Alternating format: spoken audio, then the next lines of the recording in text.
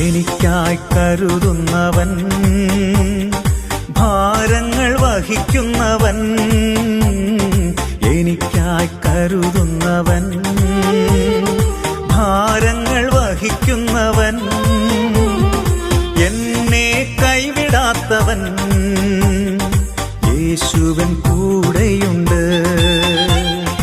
എന്നെ കൈവിടാത്തവൻ, യേശുവൻ കൂടെ